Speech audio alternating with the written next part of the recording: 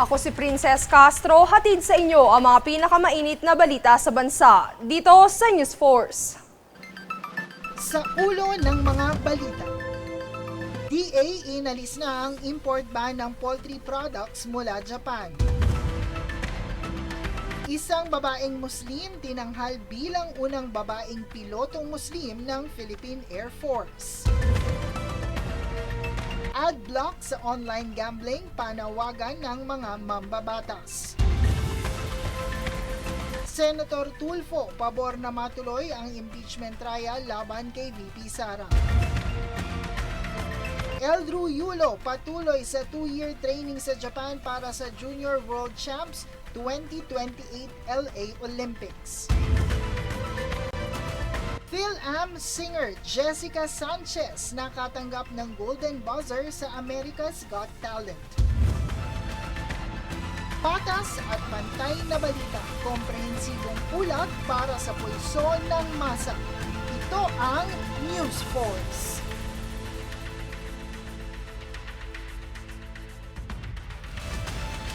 Para sa unang balita, kamakailang inalis na ng Department of Agriculture o DA ang import ban sa mga domestic at wild birds maging ang mga byproducts nito mula Japan.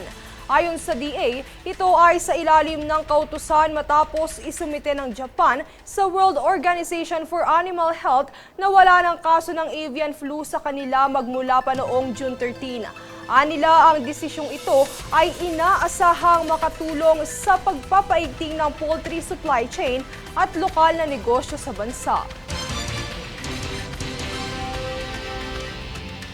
Samantala, bilang paggunita sa National Disability Rights Week, naghandog ang Department of Social Welfare and Development o DSWD ng libreng sakay para sa persons with disability o PWD sa mga ito.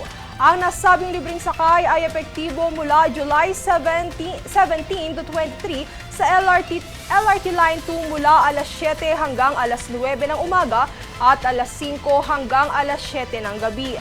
Mangyaring ipakita lamang ang PWD ID sa ticket booth o station personnel kung mag-a-avail nito sa LRT.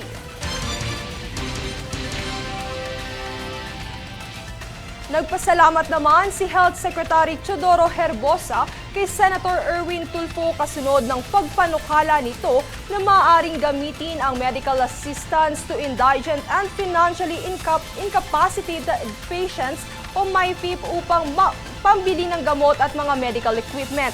Ayon sa kalihim, sang-ayon siya na maisabatas ang panukala. Ito'y upang mas mapabilis ang pagbibigay ng tulong lalo na ng healthcare individuals. Ipinagpapatuloy rin anya ng DOH ang pagbibigay ng medical assistance lalo na sa mga pribadong ospital.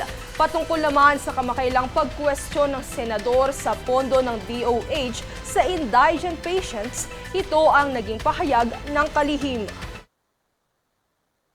Kumisan, ang kulang ay ang documentation. Kapag hindi naman po nagkukulang ang pondo, nandiyan po ang funds, nandito ko ngayon sa DBM, at basta may documentation, nababayaran naman po ang ating mga ospital.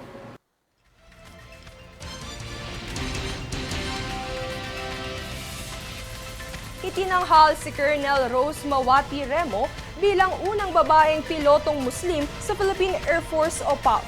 Si Remo ay tubong sulu at naging bahagi ng militar sa Women's Auxiliary Corps ng Armed Forces noong 1992. Sa ngayon, isa siyang Deputy Wing Commander ng PAF's 410th Maintenance Wing. Para naman kay Remo, hindi hadlang ang kultura at tradisyon. Bagkus ito ay motibasyon para sa mithing makapagserbisyo sa bansa.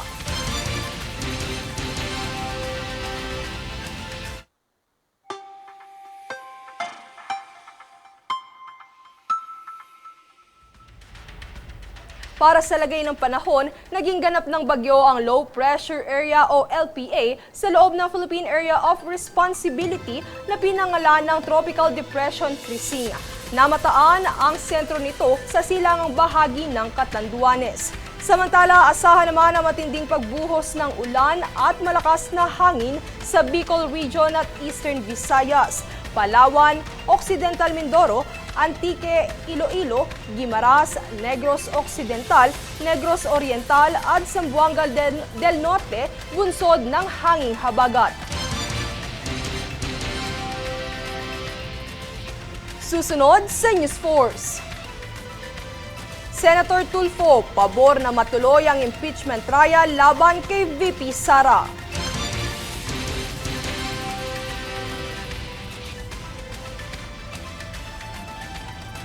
Panukalang Parents Welfare Act isinusulong sa Senado.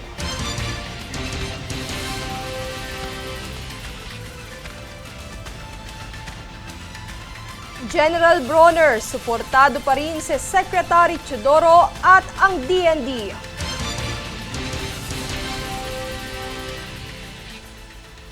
Manatiling nakatutok para sa higit pang mga balita sa pagbabalik ng News Force.